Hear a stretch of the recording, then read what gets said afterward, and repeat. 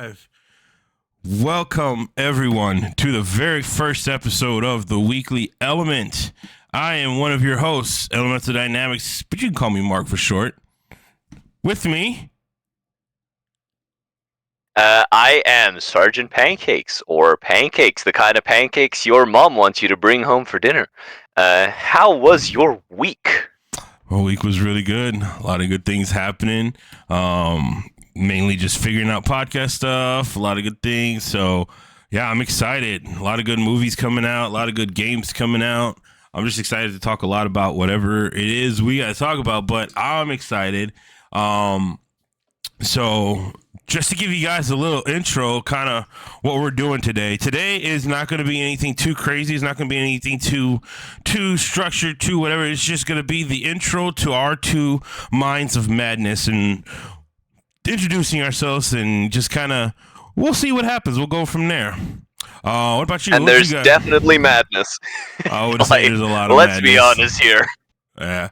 All right. So, as I said, I am Elemental Dynamics. I am the one that you probably are at this channel from doing all the craziness and insanity. But yeah, so basically what this podcast is going to consist of, it's going to consist of us just talking about what we're excited about, the things what's coming up to nerd culture, movies, TV, Stuff we like, video games. stuff we hate, Exactly. stuff we're excited about, stuff we're dreading, like the next Star Wars movie, but we'll probably get into that on a later date. Oh no! Don't even get me started. Then the Alkalite trailer just came out too, so we're gonna have to. That looks good actually. I'm very excited for that. It really does. I was a little skeptical about it to begin with myself, but I gotta say I was not upset at what I watched. But anyway, it won me over. It won me over. Like as a fan of the books, it won me over. See, I've never read the book, so I couldn't do it. I mean, realistically, when it comes to Star Wars, I am mostly all the media of it all. Like, I've played the video games, watched the cartoons, watched the movies, TV shows. That's about my knowledge. I've read a couple comics from when they came out, and I know of book stuff, but that's about it, really, when it comes to that. But I still would like to say that I'm a pretty intense Star Wars fan when it comes to a lot of things. But the only Star Wars comic I've ever read is a really old comic from before Empire Strikes Back was a thing, where Luke and Leia are very horny for each other, and it's extremely awkward in retrospect. I don't even remember what it's called. Yeah, they're just like full, and Luke has got an entirely different personality. He's basically what Anakin ends up becoming in the Clone Wars. It's a very interesting read. Yeah, that's what I mean. So there's a lot of stuff I know. I know a couple things, but that's kind of the stuff we're going to be talking about. Things like that. You know what I mean? Like we both love nerd culture. We both love talking about nerd culture, and we both love just doing things that like make us nerds, and I'm proud to be called a nerd. I don't know about this guy, but I know I am. I was proud to be called a nerd back in the day when it could get you beat up. Yeah. So basically, yeah. So there's a couple things that, like I said, there's a lot of stuff that dropped this week, this fast. Like, I didn't get a chance to watch the new Alien trailer, which I just saw they dropped the new Alien trailer. Oh, dude, it looks so good. Does it? It looks so good.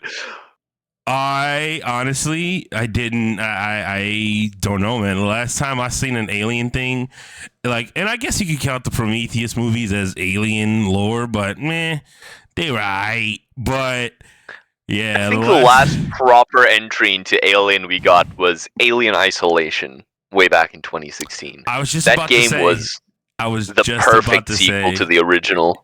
Yeah, well, that game takes place. It's like her Ripley's daughter looking for her mom. So like that was nerve wracking. I remember playing that game on my brother-in-law's Xbox and being like, yeah, no, this is absolutely terrifying. So, but yeah, I was watching PewDiePie play that back in the day.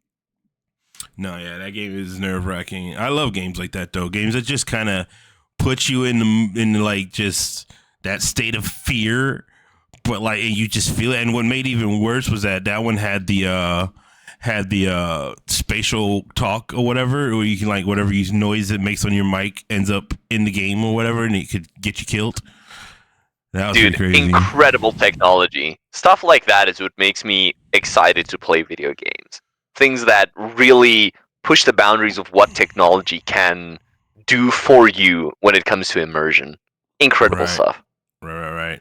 Bro, I gotta say, when it comes to video games and like making video games from like movies and things like that was a very good game to like really complement the movie for sure. Like at least the first movie. The first movie is where that game excuse me is like really paying good respect to. But yeah. Then that came out I and then love also the thing is the Alien series devolved so much from the original because the original the alien feels like this unstoppable menace that's just tearing through massacring this crew. what And then in the later movies when there's like 100 of the xenomorphs and they're just shooting them with machine guns, at that point it kind of loses the intensity and the intimacy that first movie created, which well is what I yeah. really love about it. Well, that's what I think a lot of people love about it. But that first movie was a straight horror movie. I mean, and that was that movie. It was a straight creature film, horror movie. You know what I mean? It was just a monster movie. Like, that's what that first movie was meant to be.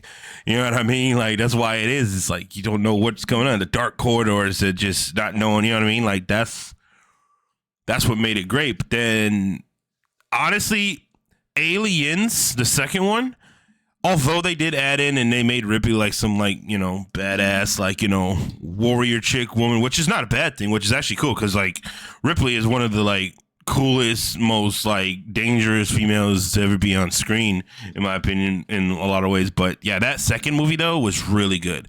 I feel like that second movie was a necessary change because realistically, let's think about it. Do you really think that if they would have continued all the alien movies with the technology and with the way the world was back then and with the when that movie came out, like could you have seen that first movie over and over and over and over again being like a horror kind of thing like that? I think it's kind of the Jaws problem. When Back to the Future 2 came out, there was this joke that I think it was Jaws 27 coming out. Yeah, And the thing was, the Jaws movies just kept doing the movie Jaws over and over again.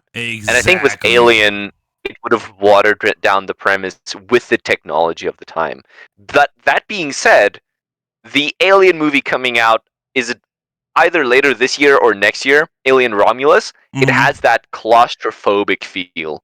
It has that really intense being trapped with something unstoppable feeling that I really love from the first movie. So that's why I'm personally excited for it. Right. Right. And see, you know what? But that also goes to the point of like we were saying, technology of the time. Which actually, we will let's touch on that in a little bit. We'll go, actually, I want to touch on that when it comes to just those kind of movies and things like that. Because, but yeah, right. This new one coming out, I feel like it's. I'm just gonna say this from what I'm seeing and what it looks like it's gonna be a nice little combination of the first one and the second one. You know what I mean? Like we're gonna get some fighting, we get some shooting, but we're also gonna get that, like you said, claustrophobic of like, holy crap, where's Yeah, it at? It's around the 100%. corner. You know what I mean? It's gonna be like that, Alien Isolation almost kind of feel to it. Um, but yeah, no, I think yeah, we'll get to that because that's definitely gonna be a good one. But also too, I don't know if this excites you or not, but I know I'm excited. They just dropped the teaser for the Beetlejuice sequel. Oh, I saw that the trailer dropped. I have not seen the trailer. I really like the first Beetlejuice movie though.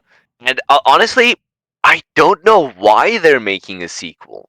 Being a fan of the original, I thought that was a really nice self-contained story and I can't really I mean obviously the reason they're making a sequel, money, franchise, but 100%. I I don't know where they would take the story. So if the trailer gives you hope on that front, then I'm down with it, but I don't know. It doesn't excite me. You But know, the idea of a new Beetlejuice movie coming out does not. it does not titillate my tittles, you know. It definitely titillates my tittles because I was definitely I am and still am, not just was, a giant fan of the original Beetlejuice. Like, but I'm also a huge like just Michael Keaton fan as well. But yeah, Beetlejuice and Tim Burton as well. But Beetlejuice is a great movie. Actually, you know what? We're gonna pull an audible right here.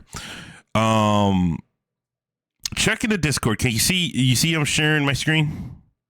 Yes, sir. Okay, cool. So what we're gonna do is actually, since we're talking about these things, we're gonna actually just go ahead and watch the trailers, and we're just gonna commentate and talk about them and explain. But because I'm not trying to start this podcast off with getting hit with all kinds of copyright things and all that stuff, you're just gonna hear us commentating over it for now. However, if you, depending on where you're watching this, if you're watching this on YouTube or you're listening to it on YouTube or wherever watching it, then I'm going to put all the links for any trailers or anything. Any information, any resources or any articles that we reference will always be in the description of wherever this podcast or video podcast is uploaded. So we will do that right now. I'm gonna go ahead and do that because I kind of want you to. I really want you to see the Beetlejuice trailer because it actually. You just want my blind reaction. Yes, I want to get your blind reaction because it really does look like it's gonna be awesome. I feel like it's going to be awesome because you can't go wrong. Anyway, so let's see. I'm gonna go ahead and throw it up. Oh, there's the official one. Yeah, I'm gonna throw it up. All right. And I might be able to, since we're talking about it, I might even be able to go ahead and just have the sound playing in the background because I know that's something. But yeah, so at least you can kind of hear. And I'll just react over it so that YouTube can see that as new content. Yeah, you're reacting over it. It's going to be cool. We're going to be commentating the whole time, so it's not going to be, but we're just going to add a little effects to it of it being, But let's go ahead and test this out. All right. Can you see the screen? I can see the screen. All right. Let's go. I got sound too. Yeah. All right. I love how they played the song too. Like you can't go wrong. You can't go wrong. Oh, it's got Jenna Ortega. I'm ready to watch it. That's it. I'm sold. I mean, it kind of makes sense if you have Jenna Ortega as Wednesday and she killed it in that role. Makes sense that she'd be in the Beetlejuice movie. You know what I mean? But you see, like it looks like it's just. But also, too, when you got the same guy that created the original working on it, you can't really. Winona Ryder back. The Matrix 4 was made by the same people. True, but we're not going to talk about that. Michael Keaton. The juice is loose. You can't, Okay. like how they say Beetlejuice, and then like that's just two Beetlejuices. There's not a third Beetlejuice. Bro, I'm telling you what right now. Here's a couple things I'm not too worried, to be honest with you, because yes, you can use the example of the fourth Matrix movie as an example of like, it's the same people that made the original one. But when you look at a director like Tim Burton or a person like Tim, like I don't know if Tim Burton's actually directing it or if he's just producing it or what. However, I feel like I'm gonna have to look into that. But anyway, when it comes to someone like that, I could also be a big Tim Burton fanboy, so I don't think I've ever watched anything Tim Burton has done and not loved it. Like, I'm just gonna be Alice real. 2. Huh? Alice in Wonderland 2. No, I like those as Alice well. Through the Looking Glass. I like both of those movies. Literally, I really like the first one. Bro, I am a giant fanboy. I have not. It's just his unique way of storytelling that just has me hooked, and the way his imagery is, and it's just. I don't know. I have not watched anything Tim Burton has done and disliked it. I have yet to. So I have high hopes for Beetlejuice. I'm going to be real with you. I think the thing with Tim Burton is he's got such a unique voice. You don't watch something from Tim Burton and think to yourself, damn, this is not Tim Burton. Like, you always know. It's kind of like he signs his soul into every project he makes. Because you look at all his movies, like, okay, using Beetlejuice, for example. You look at the way Beetlejuice was, even, you know, like, and then you look at Corpse Bride or Nightmare Before Christmas, or even Charlie and the Chocolate Factory. Like, Charlie and the Chocolate Factory wasn't like a horror movie or wasn't anything like dark or twisted or whatever, really, but like, you still felt Tim Burton in the movie, like you're saying. 100%. And Count Dooku was Captain Jack Sparrow's dad. Crazy movie. Captain Jack Sparrow's dad. That's funny. I never actually thought about it like that, but yeah, no, you're right. It's for me, certain people are irrevocably tied to certain roles they did, and I just can't unsee it. You know, I see Michael Chiklis in something, and I go, "That's the guy from No Ordinary Family." Even though he was in stuff like Fantastic Four and way more famous roles. Totally forgot about that No Ordinary Family. That was a show. Dude, that series was a show, incredible. Wasn't it? That was a show, wasn't it? Was that? It's like one of those underrated gems. Really was, because I think that came out right around Fantastic Four. So Michael Chiklis, I think at that point, had been associated with a superhero movie or film or genre. That's crazy. What is it like? The mom was really fast. The kid. Yeah, the one kid was like had super autism, and the what's her name? It was a daughter. She had telepathy. And then the dad was just strong. Yeah, it came out in 2010. It came out in 2010, so that's right around Fantastic Four: Rise of the Server. It came out in 2010 and ended in 2010, if I'm not mistaken. Yes, sir. Only one season. I mean, hey, that was I feel like that's one of those shows where like it was fun. It wasn't necessarily really bad. It was just, you know what? It was an entertaining watch. It made sense. I'll say I'm such a shill for superheroes. I'll watch anything with superheroes in it. Really? Ironically, though, I've never seen the series Heroes. You'd think that would be right up my alley, but every time I've tried watching it, something has stopped me from watching it. And I really need to get in that, because it's like right in that era where a bunch of my favorite stuff comes from, like Firefly, No Ordinary Family. Oh, Firefly. Freaking Fox. Anywho. Man, Firefly is probably the greatest tragedy of modern television. Man. Like, don't even get me started. We are all over the place at the start of this for sure. It's only been 17 minutes and we haven't locked down a single thing. But I think that's the charm that me and you produce. But anyway, dude, Firefly. I mean, the purpose of this episode is kind of to give the audience an in to what our tastes are and what our takes on for certain things. And I think this is a very good introduction on the things we like and how we show that, how we want to talk about this stuff.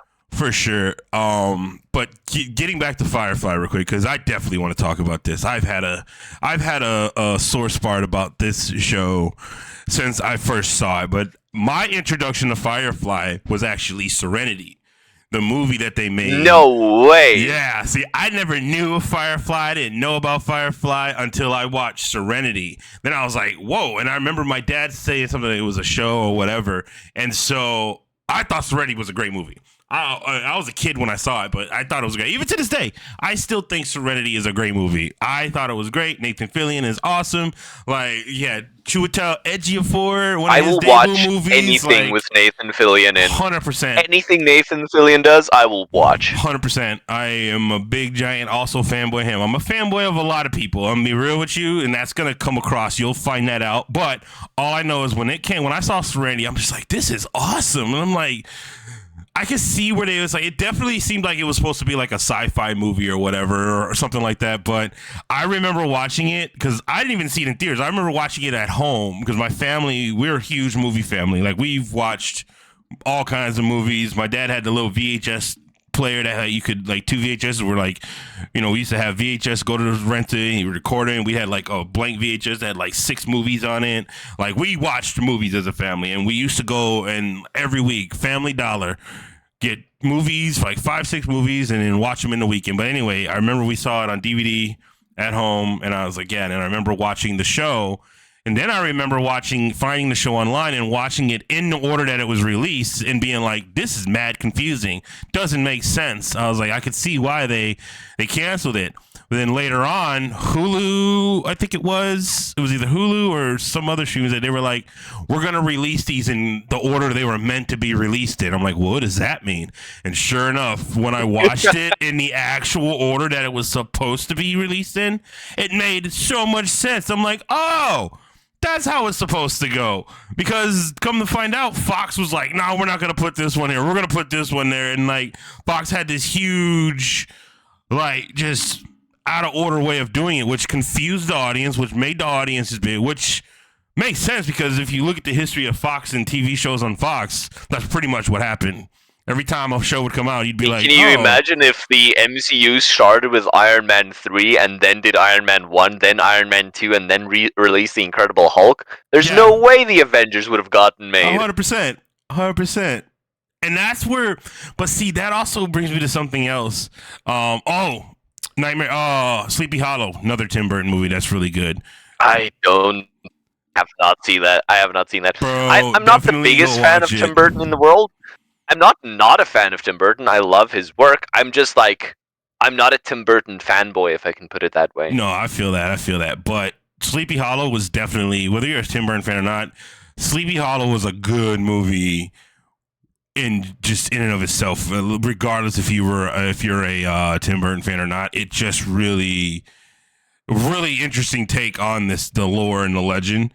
That man, the late '90s had some really good movies. They had, what was it, Mummy, Dad. They had, we can go on and on. But anyway, yeah, when it comes to, what were we talking about? I got distracted. My ADHD took over. TV shows? I don't know. We were talking about Firefly. Firefly, yeah. So my story with Firefly, I actually started watching Firefly in high school. I've watched the first 10 minutes of episode 1, where it's just Captain Reynolds in the war, and it didn't grab me.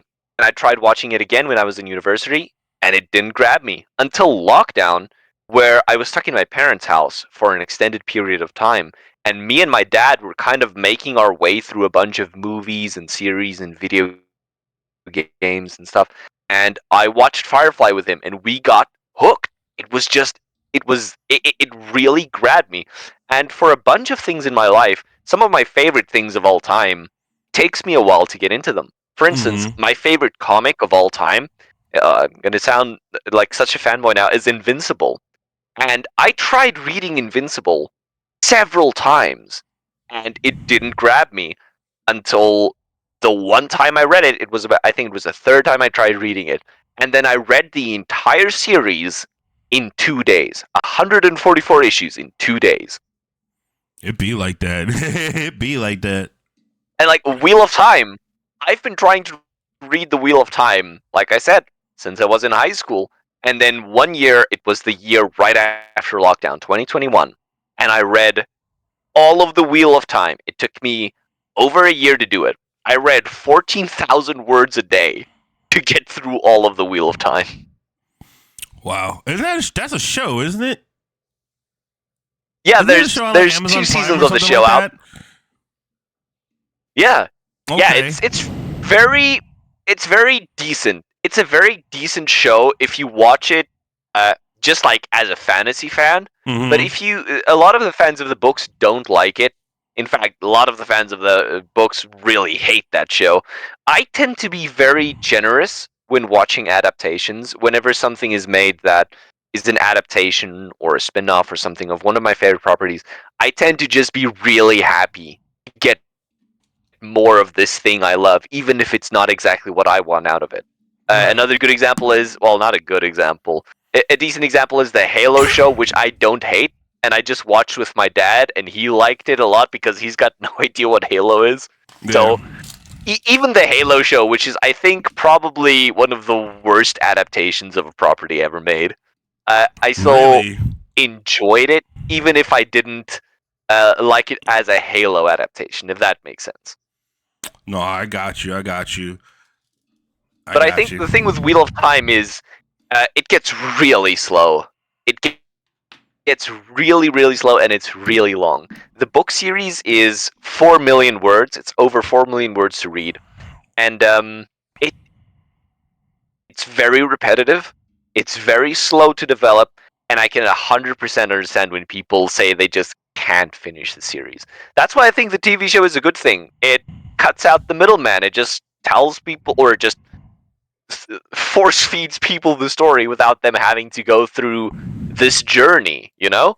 Well, I mean, like, and I think that just goes to tell you, like, that's why whenever you look at an adaptation, like a remake or something like that, like based off of a book or a comic book or whatever, that's why you got to understand too. I think people don't understand this is like, for example, take Lord of the Rings. People are fans of the Hobbit and Lord of the Rings books. I mean, there are people that are like live and die by the word of Lord of the Rings books and things like that absolutely hate the movies. And then there's people that like love the movies but never read the books. You know what I mean? But the thing is, where you see a good creator is going to do is they're going to create something, because even with comic book movies, even with book, like, there's things that you just can't translate on screen sometimes that you can put in a written word or draw on a page. You know what I mean? There are just limitations. And unless you're trying to do a movie and where the you thing go is with full adaptations, CG, if an adaptation is good, no one cares how faithful it is to the source material. Like the 100%. Lord of the Rings movies. 100%. Famously, Tolkien's son hates the movies because they do not capture what makes the Lord of the Rings books what they are. They don't have the whimsy, they don't have that magic. They tell the same story in a very different way. The same thing with the Sam Raimi Spider-Man movies. Unfaithful adaptation, great movies, because they capture the essence of what people want out of a superhero story, and with Lord of the Rings, what people want out of a hero's journey, Right. and this epic fantasy, even though it doesn't necessarily capture what made the books what they were. Bro, see, and that's where I think too where people gotta just understand too, like, sometimes you have to take creative you got to do things differently than was it just to make things look or sound better a certain way on film or whatever, because just like I said, it's just all about translation. But like you said, having the right adaptation can make all the difference. And people need to understand going into these things, if you ever go into anything, like you see a movie or a TV show or a cartoon or anything is being made based off of something else, of an animated show, of a comic book, of a movie, or of a book or whatever, if you're going into the thing expecting it to be exactly what you love, grew up, then you're going to be disappointed every single time. Every single time. And I think the thing is, people don't even really want that. They don't even want an adaptation to be exactly like the thing they remember. They want an adaptation to make them feel exactly like the thing they remember made them felt. Exactly. They want an adaptation that's going to give them the essence of what they like, which is cool, because that's actually something, remember, we were talking about today, but remember when it comes to just casting people, like, for example, going from like animated to live action, or video game to live action, or comic book to live action, and casting, when it comes to casting, it's the same way. Like, for example, I think I mentioned this to you before, but you look at a character like Leon Scott Kennedy. For those of you who don't know who Leon Scott Kennedy is one of the main characters of the Resident Evil video game franchise. Showed up in Resident Evil 2, and arguably he's one of the best characters in the entire franchise. Just, that's my opinion. I know there's a lot of people that I'm sure for the YouTube viewers, we'll have a picture on the screen. I mean, I could probably add pictures on the screen. We'll get into those technical things next time. Like I said, this is our first one. We're learning as we go. But yes, no, people will know, and I will post pictures in the links if need be to like get people to understand it. But most people can just look up Leon Scott Kennedy in a Google search and see what I'm talking about. But anyway, the point I'm making is, here's where you gotta, when you like creating an adaptation of something, when it comes to like specifically live action, when you cast somebody to play a character from a beloved book, a comic story, or whatever video game, it's not that you need to cast somebody who looks exactly shot, like just everything, every detail needs to look exactly the same. No, That's not what you need to do. However, when you have a character, there's a reason why people love the character that you're adapting in live action. There's a reason why people love the character that you're doing. And if you capture that essence of the character, then you're gonna get a good product. For example, back to Leon Scott Kennedy. I don't know if anybody saw the movie, but it was a little movie called Resident Evil Welcome to Raccoon City. Okay? Now, I don't remember the name of the actor specifically. I know I've seen him in a lot of other things, and a lot of other things I've seen the actor in, he's actually pretty good. I've seen him in a couple different things, and I don't have anything against this actor or the races or nothing like that. But this, I can't remember his name, but the actor that they cast was the guy that was like the boyfriend of the girl from Victoria's Nickelodeon act, whatever. But anyway, they cast him as Leon Scott Kennedy. Now, when I first saw that they cast him as Leon Scott Kennedy, I was like, ugh, no. Not because he's a bad actor, not because of that. He doesn't look like Leon Scott Kennedy. And when I say look like Leon Scott Kennedy, I don't mean like white guy, blonde, blue, or whatever. No, he doesn't give Leon Scott Kennedy vibes. As you play the character of Leon Scott Kennedy, when you meet him in Resident Evil 2, he's just like a rookie cop, and he's, blue, he's green, or whatever you want to call it, and he's learning, he's up, but then like you get to Resident Evil 4, he's this competent presidential bodyguard, he's real good, and then you just keep going and following his story. Leon Scott Kennedy becomes a legitimate badass. And he just has this essence about him. Now, Leon Scott Kennedy, it doesn't matter who. You can cast a black guy, white guy, Asian guy. Doesn't matter. It just doesn't matter what race or what. It's just the person they need to cast needs to have that. You know what I mean? The essence of it, if that makes sense. 100%. And I think a really good example of this, and I think undeniably the greatest comic book casting of all time, J. Jonah Jameson, J.K. Simmons. 100%. Right? Couldn't agree more. Couldn't agree more. Even though you could argue that J. Jonah Jameson doesn't look like J.K. Simmons, he's a lot more square. He's a bit more like a tough guy type deal in the really old comics. Like more recently, like sometimes he's a really old dude. Especially in the 90s cartoon, the Spider-Man 90s cartoon. Mm-hmm. He's a bit older. But I think J.K. Simmons just 100% captures what makes that character special, what makes that character fun. Because the Spider-Man comics are kind of this really interesting combination of, at first, a high school superhero sitcom and then a kind of day-to-day office sitcom with a superhero show, which is a really interesting combination that I enjoy a lot. I love that era of comics. And J.K. Simmons just immediately captures what made J. Jonah Jameson such a joy to read. And that's how you should cast people. Like, even someone like Michael B. Jordan as the Human Torch. He was really good for that role because he had that edge that the ultimate version of Johnny Storm had. So the fact that the new movie was trying to get that younger version of the Fantastic Four that we saw in the Ultimate Comics, he captured that Johnny Storm in exactly the same way that Chris Evans captured Johnny Storm in the old Fantastic Four movies. 100%. Like, that's just, he captures what makes the character special, you know? Mm-hmm. Oh yeah, 100%. I agree with you because I mean, if you're Michael B. Jordan again, I'm going to disagree with you on that one because Michael B. Jordan as an actor, dude's amazing. Like literally for sure, and definitely. Honestly too, and even in the Fantastic Four movie, for example, Fantaforstic or whatever you want to call it, the one that I arguably think is probably the shittiest one. It was just they just need to make something to hold on to the movie rights, but the actors involved in that movie are not bad actors. I need to go on record saying these are all great actors. Miles Teller, what is it? Was it Rooney Mara? I think that's what her name was. If I'm wrong, Mara. Kate, yeah, her. And Michael B. Jordan, like all of them in that movie were good actors, great actors, and they've gone on and they've made just amazing things. However, this is another example of bad writing, bad production, bad producing, bad directing. So I don't think it's bad directing. I think it was. Especially if you look at the first half of that movie.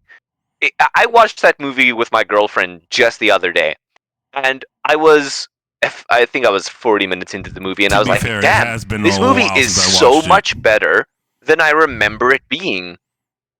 And then the moment they get their powers, it kind of all falls apart. There's like a 5 minute part. There's like this body horror segment because the director who made the movie also made the movie Chronicle, which I don't know if you've seen. I have seen It's Chronicle. about Chronicle is these three actually kids. really They good. find a meteor and they get superpowers. Yeah. It's incredible.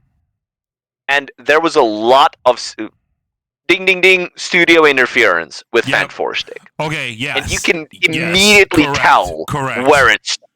Yep. It's this intimate character story that is just ripped up and supplanted by superhero schlock the likes of Morbius and Madam Web. Right. It just I feel can that. exactly pinpoint the moment where the studio put their grubby little mitts all over that project and put up a blue sky beam to distract the kids in the audience.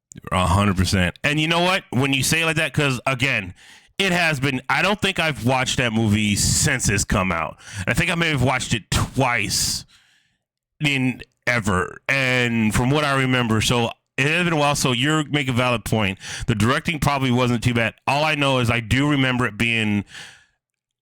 You're right. I think now that I'm looking back at it, I do remember it being about halfway through the movie, being like, this became something that's no longer fun. But yeah, no, I agree with you. But to your other point about Chris Evans being a great Johnny Storm, 100% I agree with you on that one, because when you look at the early years of Marvel, right, and the early years of superhero movies, because you got to remember, Batman and Robin basically killed the superhero franchise in movies for a good while. Like, and then even when a lot of people that like Blade was like the next big superhero movie that came out. However, when Blade came out, even that was kind of ashamed to be a superhero movie. No, I wouldn't say that. Like, Blade was one of those movies where like it kind of flew under the radar, where it was a superhero movie, but nobody knew it was a superhero movie. You know what I mean? Like, people just thought, is this another vampire movie? That's what I mean. But when you look back at it, it's like, oh yeah, Blade is a superhero. Like, arguably, like the character of Blade really found its legs during that movie. But it wasn't until X-Men that superhero movies really became like a thing again, because X-Men arguably, I mean, you look back on it now, you look at X-Men from like, was it 2000, 99, 2000, whatever, like, honestly, it doesn't hold up. It doesn't. It's a great movie, don't get me wrong. I've watched it hundreds and hundreds of times, but it doesn't hold up. However, that was a good start where it was like, wait a minute, superhero movies can actually be, you know, not all campy or whatever. I will never forgive the 2000s X-Men movies for how they did my boy, Cyclops. Cyclops is my favorite X-Men character, and they did my boy dirty. We need to talk about that, because I just watched X-Men 97, the first 2 episodes, and it's funny you say that, because I was thinking, but we'll get to that in a minute. But when it comes to the superhero movies, to your point of like Fantastic Four and all that stuff, so what I understand about those early 2000s superhero movies were just catching their legs at that point. Superhero movies were just becoming this big thing, because then X-Men came out, and then the Raimi Spider-Man came out, and it really was like, okay, so these are cool. And then Fantastic Four, and then Batman Begins, right, and we entered that whole era. Right. So Fantastic Four, in my opinion, the first Fantastic Four movie and the Fantastic Four and the Rise of the Silver Surfer, take away the Hollywood of it, take away the like what you think a movie should like. In my opinion, Fantastic Four was a great comic book movie.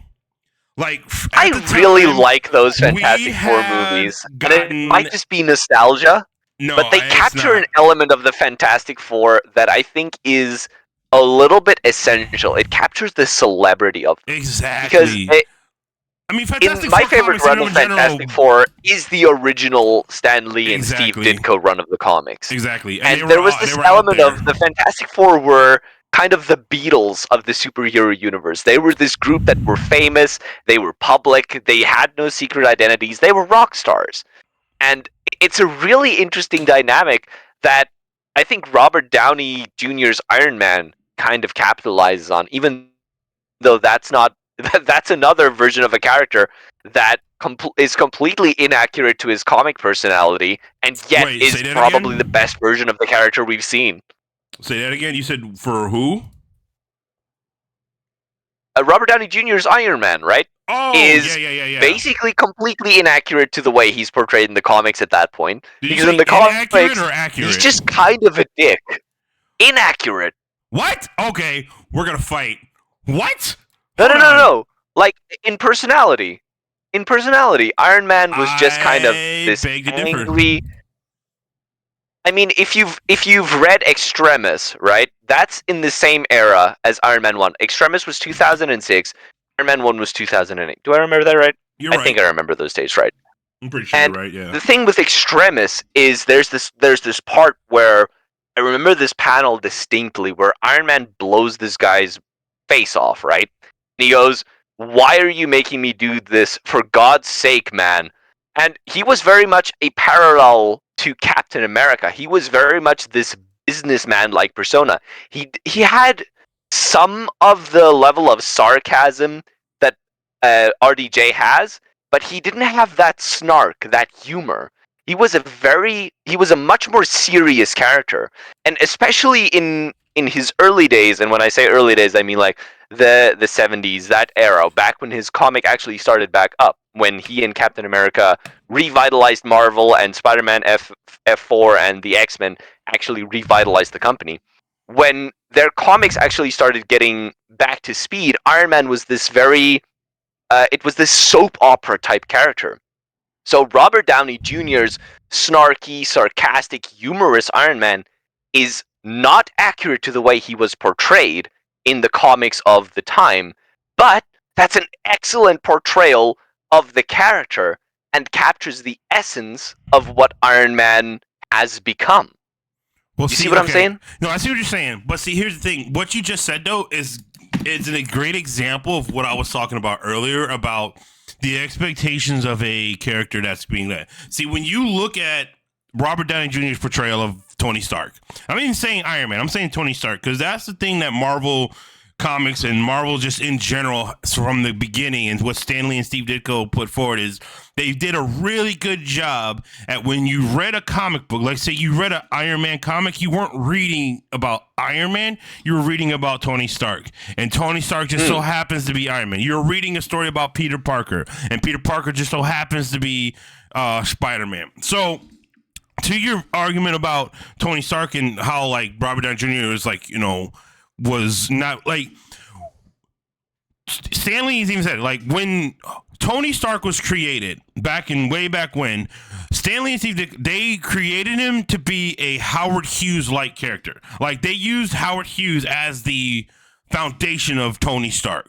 So when you look at just Tony Stark throughout the years, like yes, the Extremis was that was intense. Like the Extremis one was a pretty intense but when you look at just and this goes back to what I mean, like getting the essence of a character. So you look at someone like Robert Downey Jr.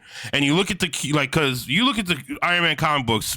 Tony Stark has been an alcoholic. He's been a womanizer. He's been an abuser, a woman abuser before. Like he's been through everything that someone who is a rich white millionaire going through. Whatever, just everything.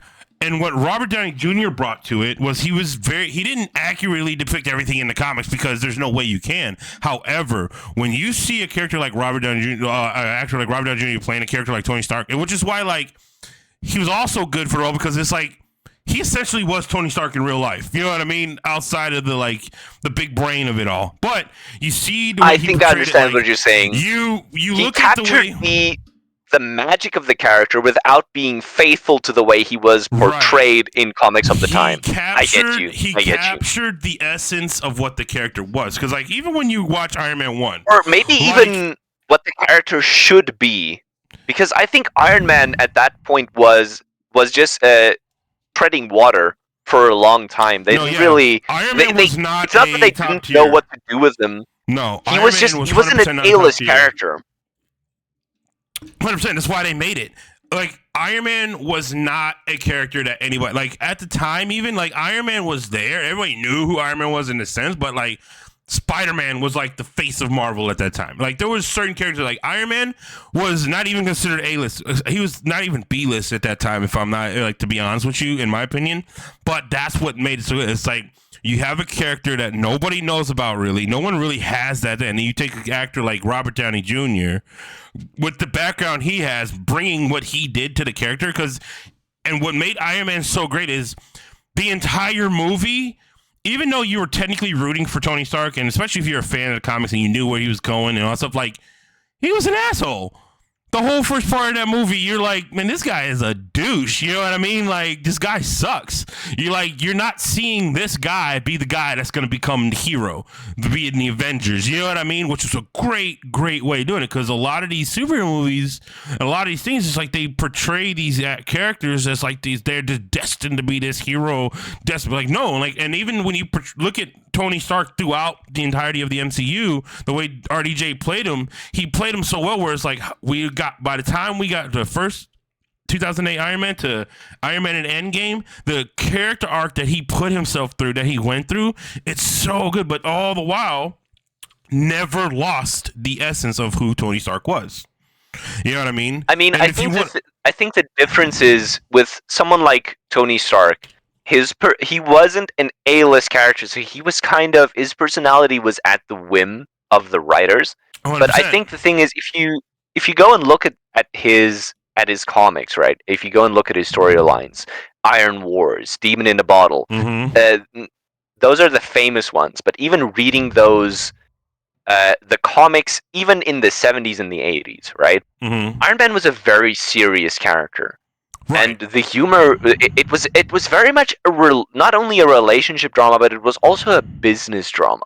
There was a lot of like, what do you call it, corporate espionage and stuff going on. And the Iron Man suit was kind of a metaphor for proprietary technology. So you'd have characters like Ghost and, oh man, I can't remember the hacker dude. But basically, they'd constantly be stealing Iron Man's copyright, his technology and stuff, and repurposing that for evil. And then you had like Justin Hammer and that kind of thing, which were, so it was very much a commentary on corporate America. So I think that's kind of why writers tended to lean into Tony Stark's more serious side at that point. 100%. And that's why I say, too, you understand, Robert Downey Jr.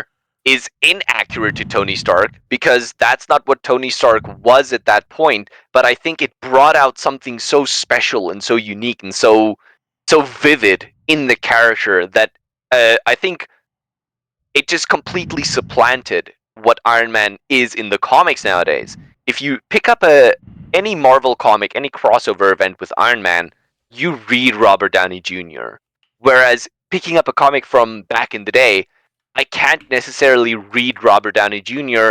except in specific panels.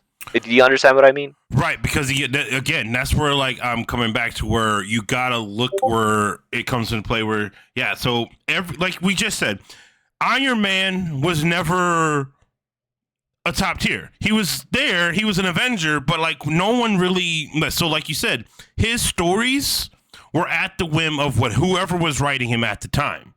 You see what I mean? 100%. And then you get like a character like, for example, let's go back to Peter Parker Spider-Man.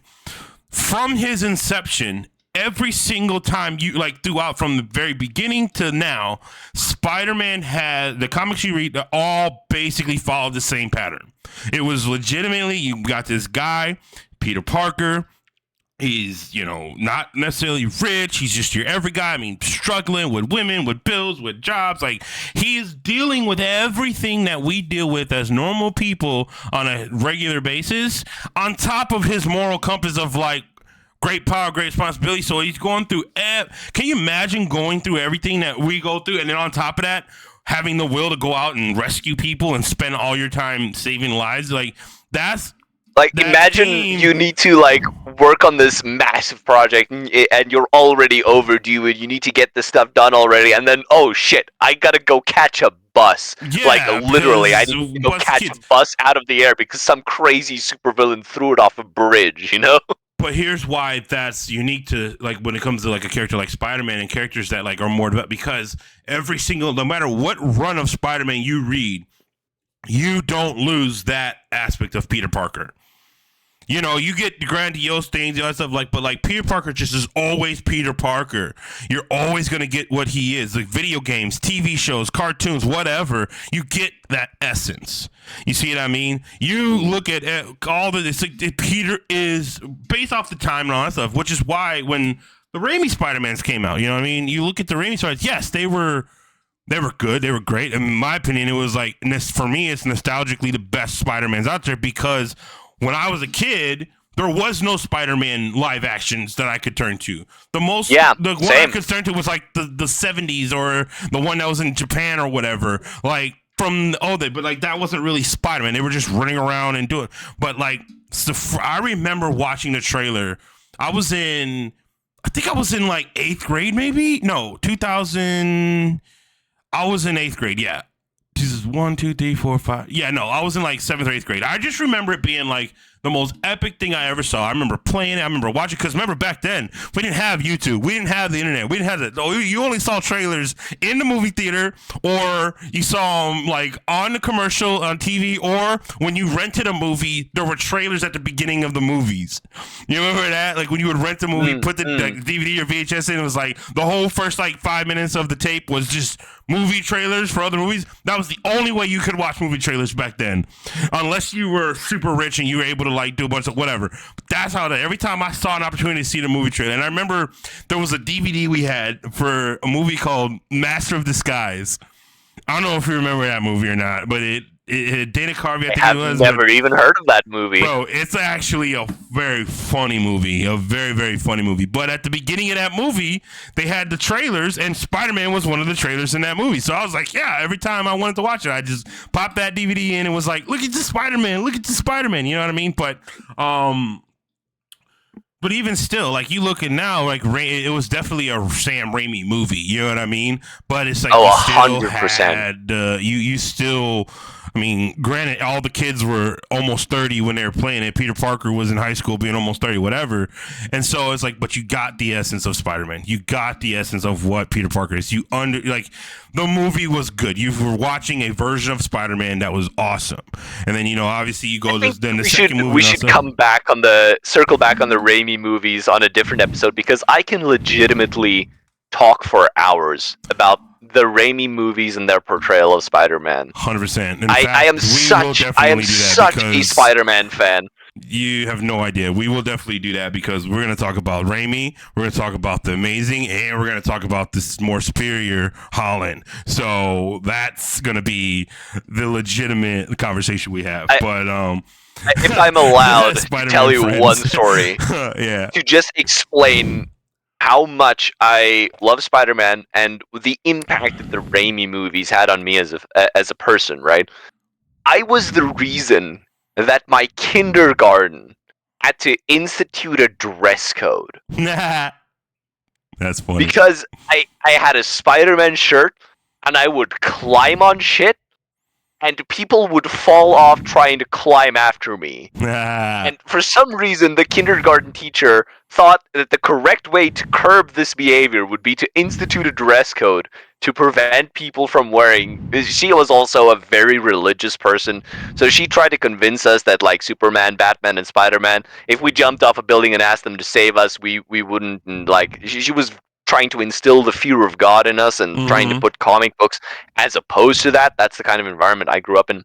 But I still got my lick back, bro. You know how I wore Spider-Man underwear underneath my kindergarten clothes. So. Stick to the man. That's right. Fight the power. Sir. Yes, sir. My whole life. Bro, I'm telling you, man. This is that, and you know what? That right there alone is a point of, like, when it comes to what we're talking about with Iron Man and the portrayal of Iron Man over there, like the fact that you're talking about, like, that, like, Spider-Man is definitely a character that people know, that, like, Spider-Man toys. I remember that. Like, I can, to share a story of why I'm this big Spider, like, I'm a comic book artist. I draw superheroes, things like that. The first superhero I ever drew when I was like 5, 6 years old was Spider-Man. First comic book my dad ever gave me or that I ever read, Spider-Man. Spider-Man has been just an integral part of my life for that. So whenever Spider-Man stuff comes out, which is the reason why all this Sony stuff that's been coming out has been pissing me off so much, is because of the fact that I'm like, they're just ruining it. But I digress. But even when you look at like Raimi, and then you look at The Amazing, and then you look at, like I said, the Tom Holland version of Spider-Man, which if we're talking about our original topic about casting the right person to portray the essence of a character, Tom Holland is that. See, when you look at the three Spider-Mans, Andrew Garfield, Tobey Maguire, and Tom Holland, see, even from that first Sam Raimi movie, I had always argued with everybody who would listen that when they make then they need to make Spider-Man a child. They need to make Spider-Man be a kid in high school. Not like some 30-year-old playing a high school kid. No, they need to get a kid to play it. And I have been saying it for years, and I'm like, no, it's just going to be a better thing. Because in the comics, when Spider-Man becomes Spider-Man, he's 15 years old. He's a sophomore in high school. Like, which adds even more depth to the character. And that's so powerful is because Spider-Man, the essence of the character is this responsibility that he technically is completely unqualified for, at least in the beginning, right? Before 100%. He gets all cosmic and joins the Avengers and stuff. 100%. And I think him being a high schooler and having the responsibility of saving people's lives is extremely interesting. Right, you can't get a better. I mean, dude's dealing with puberty, dealing with high school girls using grades, like everything that a child has to deal with. But then, as his persona, he's dealing with real adult things. You know what I mean? It's like holy crap! And you look at that, which is another reason why I think the Tom Holland version of Spider-Man, the Marvel MCU version of Spider-Man, is so much more better than the other two. Then don't get me wrong, the other two are amazing for when they came out and for their respective roles. When they showed up in No Way Home, bro, I was on the seat in the movie theater jumping up and down, screaming my head off. Bro, I was hugging complete strangers. We were so excited. Like, don't get me wrong, but the way they portrayed Tom Holland was great. And the fact that Homecoming, Far From Home, and No Way Home was basically the origin story of Spider-Man in the MCU. You know, so like, good. Those three movies by themselves were his wrestling era and letting the bad guy kill, unintentionally letting him kill his Uncle Ben. Like, that's what we got, because what did we get? We got a kid.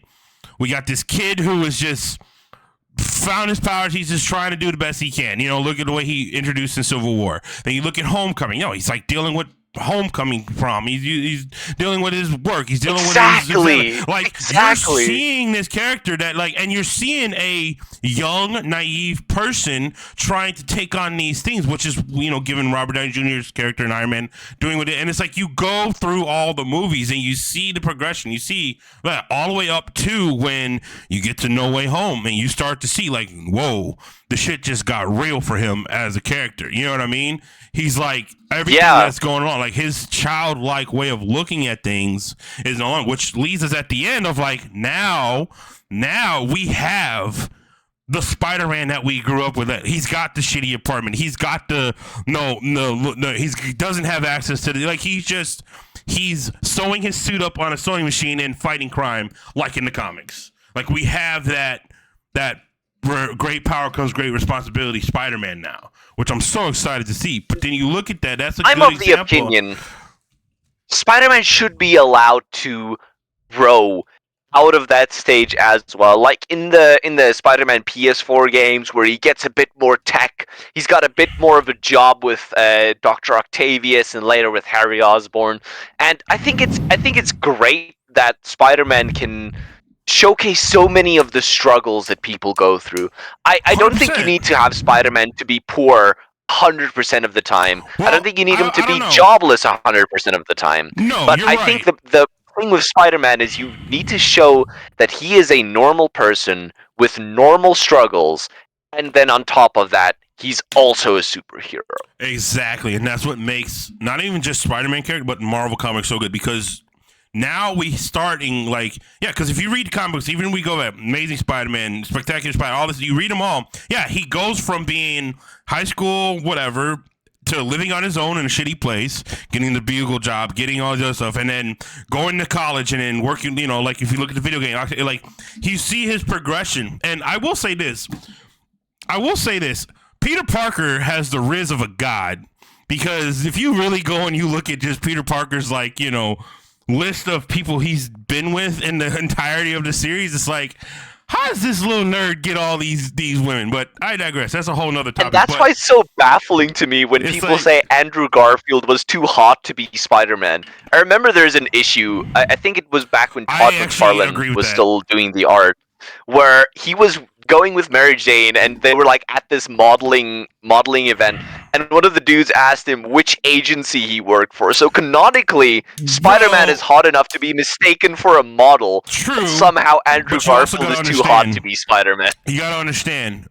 It's a bet. You're portraying by the time Todd McFarlane took hold of Spider-Man was already grown. He was an adult. He was already like, Yeah, was, you know what I for mean? sure. So like the reason he was why out of that awkward puberty phase, right? So Andrew Garfield was like he was graduating high school in the second movie. He was in high school in the first movie. Like that is not he doesn't look like a prepubescent high school kid. He looks like he's for sure. That's what they're talking about with that. But even still, like you look at those movies and you see it, but when we go back to our original topic about the perfect casting and doing stuff like that, and the essence of casting, it's like, okay, cool. Like, but also too, not only the essence of casting, but the essence of the story. For example, going back to the early 2000s of superhero movies, we got Daredevil, the one that came out, Ben Affleck, 2004. Now, I've had this conversation with many people before, and I don't think I've ever had this conversation with you, but there are two versions of that movie that if they would have released the one that I'm talking about, we more than likely would have gotten a second Ben Affleck Daredevil movie. We definitely would not have got the garbage trash that was Elektra, but we definitely were for sure. I agree. I believe that we would have gotten a second Daredevil Ben Affleck movie. Now, you think back to, I don't know did you see that movie? You remember that movie at all? I did, yeah. Did you see I was actually a Daredevil fanboy. I haven't seen the director's cut, but back in the day when that movie came out, dude, I was up there. Daredevil was my guy. I pretended to be blind and balanced on shit. Like, as a kid, I liked that movie, and I wanted to be Daredevil and Spider-Man. Those are and Cyclops. Right. Like, I don't know if I've mentioned it in this episode yet. I love Cyclops. Oh, yeah, you did. He's my favorite X-Men character. That's the next thing we're about to talk about. But when it comes to that movie, for example, another good example of like not only just poor storytelling, but like studios just not letting the directors do what they do best. Like the reason why you hire a director is because to direct and do a thing you're hiring them for. Like, yeah, you want to see their vision. Exactly. Stop putting your hands in it. But here's what happened with it. Now, looking at the time of like, when those movies were coming out, it is a very, superheroes were new. The movies were new. People just wanted to do it. It was all about let's make the day. People, there were good superhero movies, bad. It's like, let's make the money. Let's do what you do. We know what sells. Let's do this.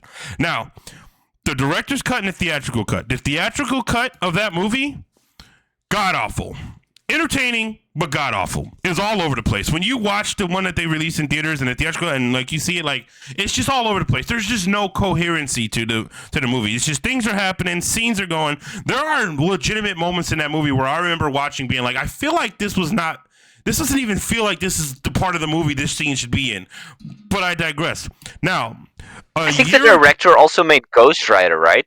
The Ghost Rider movies. He might have. I'm not sure. He might have. But that's, even of itself, that's another. Well, Ghost Rider, I guess, was all right. We'll get to that. But Daredevil. I mean, that's back in the day. Yeah. The core of Marvel, the big characters, where if you were marketing Marvel, you saw these four. You saw the Hulk. You saw Spider-Man. You saw Ghost Rider, and you saw Wolverine. Those were the poster boys for 100%. Marvel.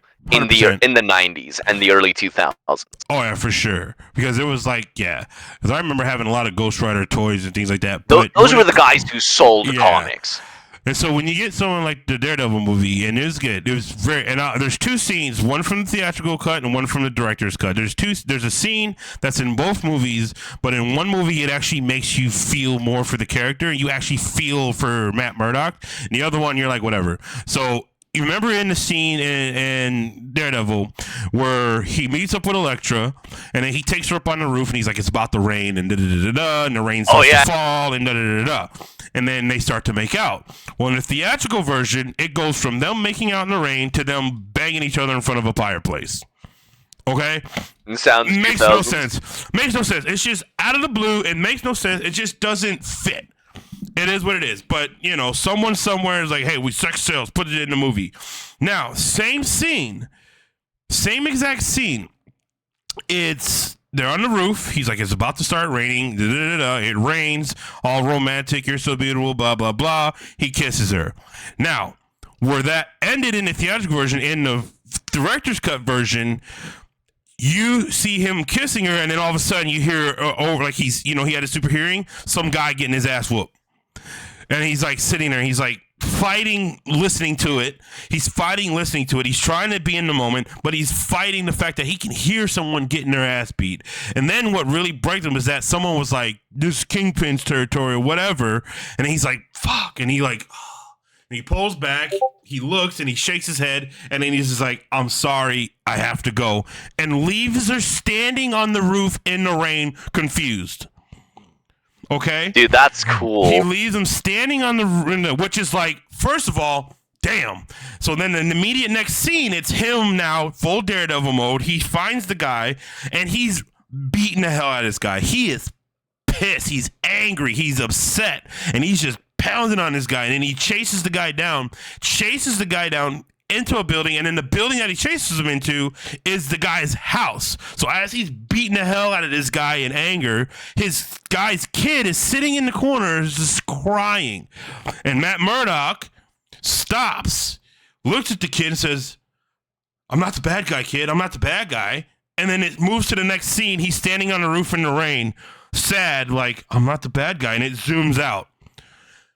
That scene alone, dude, that's crazy. I need to watch that, bro. That scene alone made everything, because that scene where he's beating the guy, that's in the theatrical version, but later in the movie. But it doesn't make sense in the theatrical version, because it's like, why is he so angry? Like, you know what I mean? Like, why are you beating this guy like that to this butt? Like, what's got you so angry? Oh, because he was about to get some and he had to stop because he can't have a personal life because he's got to deal with these doofuses causing problems in his town.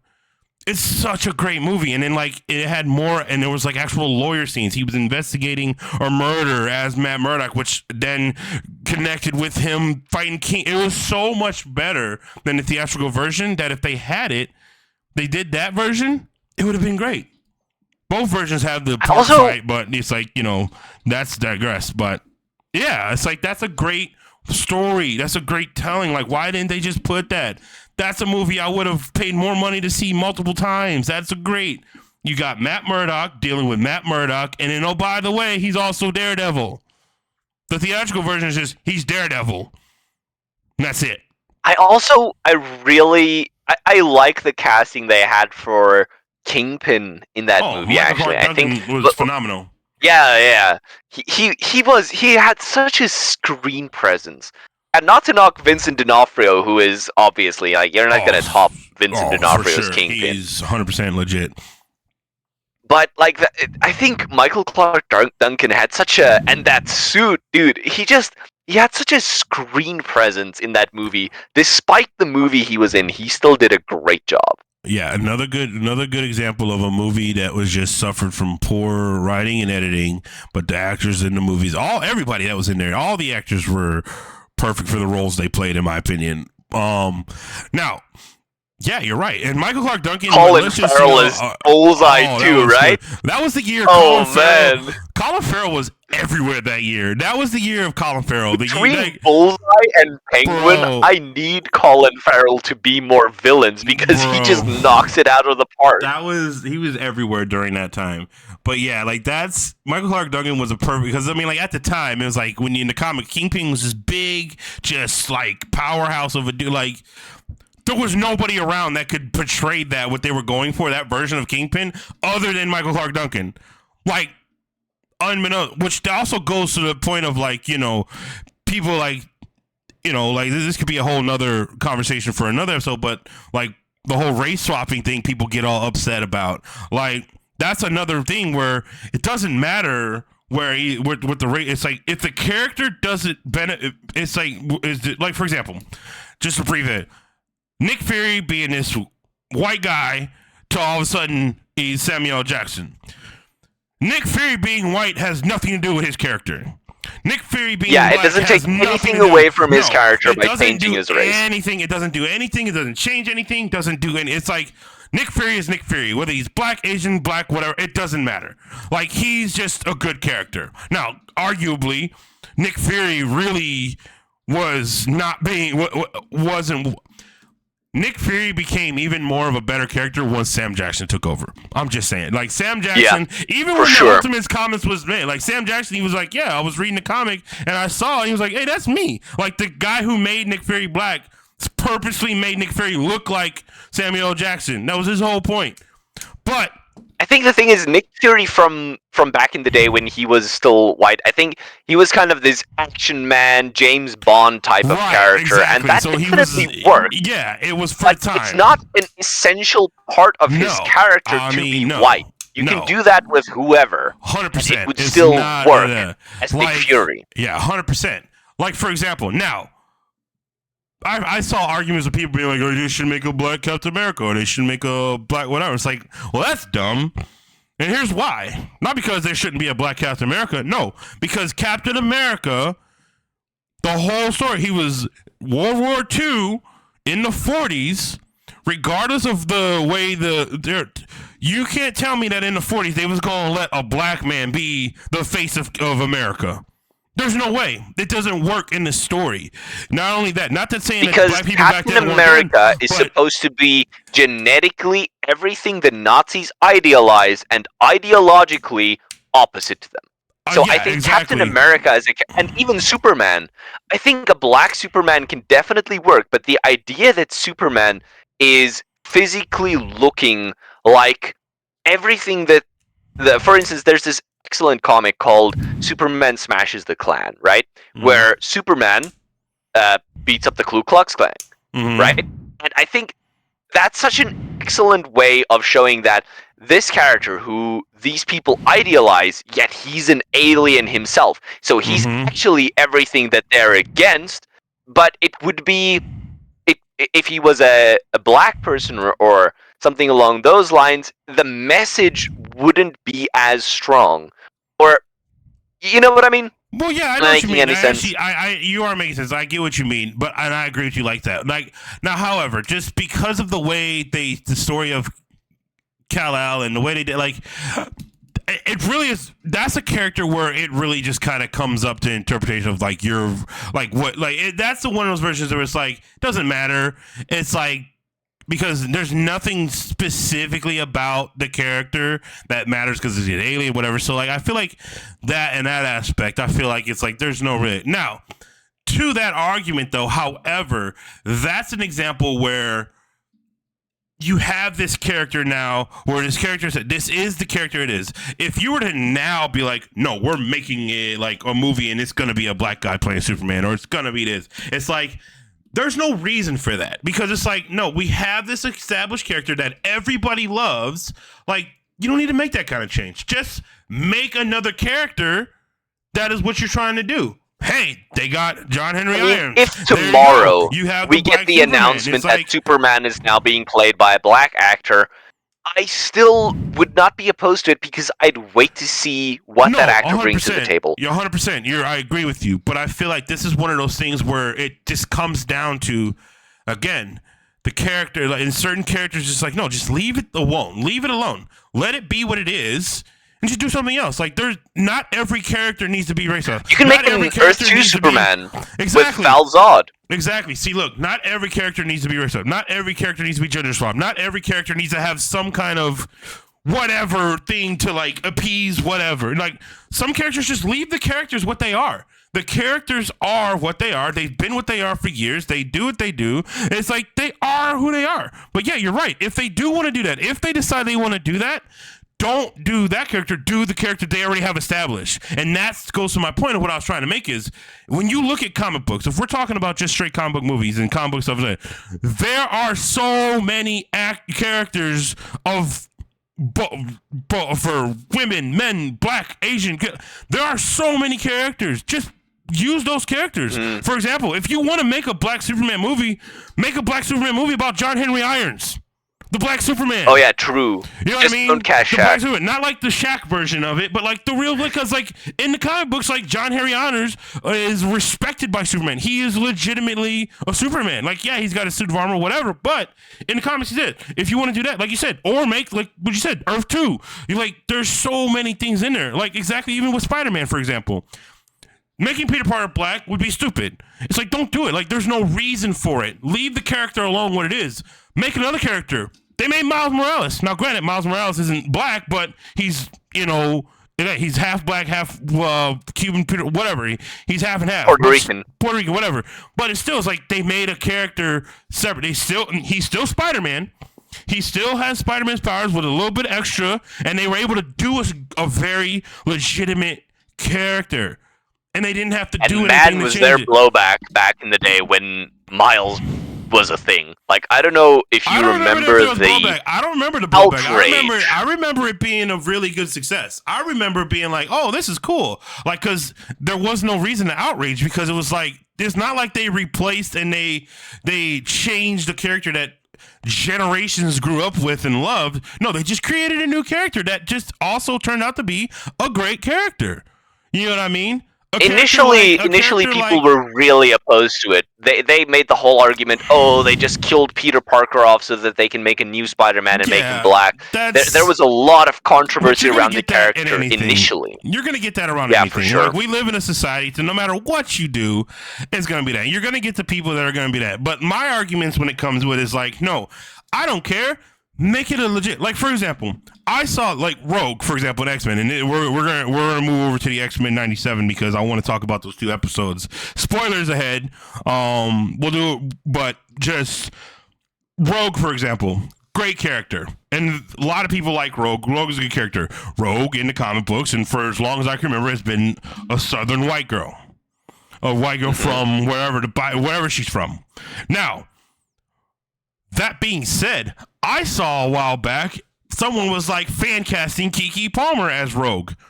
I saw that, and I'm like, that's amazing. Do that. Marvel, don't be stupid. Cast Keke Palmer as Rogue, because Keke Palmer is a great actress. She could totally pull off what Rogue is, the essence of Rogue, and she's just like, it's perfect, because Rogue is another one of those characters where her race isn't a definition of her character. Her race doesn't matter. It's like, this is a good example of like, find the best person for the role. And being that, the character like Rogue, like, just her story, like where she's from, especially like, look, if you want to look at it that way, where she's from and her background is like, it could be a black woman. It could be any woman of for sure. Because of the fact that it's just there, it's just, no. In my opinion, like, yeah, if they casted Keke Palmer, that would be the best thing they could ever do. You know what I mean? Because it's not a matter. It's not a matter of the fact that like she's black or whatever. It's like, no, that's a matter of like, you pick the right actor to play the role that can portray the essence in it.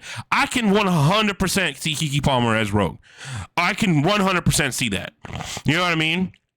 And then going back now, for sure. And then you look at like too, but like a character like Storm, for example. Storm is a black woman. And she is an African goddess, literally. She is a goddess from Africa, Storm, so you can't cast her as Asian, because then you'd have to change her entire backstory. Exactly, you can't change anything about that. Like, she is or Black Panther. Woman. Yeah, like, you can't do that. It's like, but if you really want to have a white Black Panther or whatever, then there's already a character like that in the lore. The White Wolf.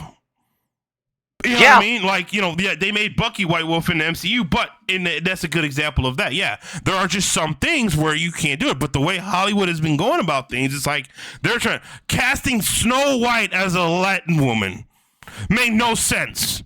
The story is Snow White's name is Snow White because her skin was as white as pale. Snow. Her skin is white as snow. That's why her name is Snow White. No matter if you look at the Brothers Grimm telling, you look at the Disney movie, you look at every like the character is white. Making the character anything other than that makes no sense for the character. It's like you're not even making the same character anymore. It describes, I'm withholding, you know what I mean? For that movie until I see it, but I don't even think about it. That movie's gonna be a hot garbage mess. That's like, there's so much wrong with that movie. It's gonna be a hot garbage mess. But that's what I mean. So, and also the fact that Snow White and the Seven Dwarves, it's not even seven dwarves, it's just seven dudes. Seven bandits, I think they're calling it. 7 diversity hires is what it was. Oh, man. But that changed, whatever. But anyway, back to your original thing about X-Men and about Cyclops 2, and back to X-Men 97, and you look at X-Men comic books at that time. What's his name? James Marsden, I think, is the guy that played Cyclops in the X-Men movies. Yeah. If I'm not mistaken. Well, nothing against him as the actor, because again, good actor. I never thought he was a good Cyclops. He played him so Cyclops has very disparate elements of his character that make him what he is. So in the X-Men comics, you've got Professor Xavier's dream about mutant integration and cooperation and living among humans, and then you've got Magneto, who's like Homo superior, mutants ruling over or exterminating humans, right? And then Cyclops is kind of the exact middle of those two philosophies, which makes him an extremely interesting character to read about. And yeah, he's a straight man character, but so is Captain America. Mm-hmm. And if you look at Chris Evans, one of the most beloved characters in the MCU is Chris Evans' Captain America. 100%. And Cyclops, one of his determining characteristics is he is a fucking badass, right?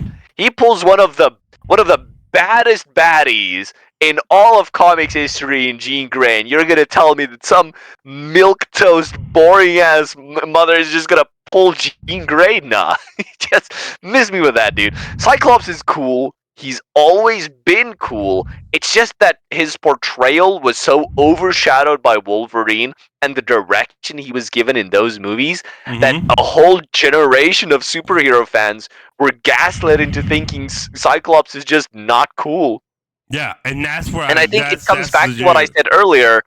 That's an era of superhero movies being a little bit ashamed of being superhero movies. The X-Men movies had the black leather. The Batman movies had the super tactical, super realistic thriller angle. The Daredevil movie had the leather suit and the I don't want to use the word grit or edginess, but superhero movies were kind of ashamed of their heritage in a way. Whereas the MCU and X-Men 97, we've got properties embracing the color and the magic and the fantasy of what they came from.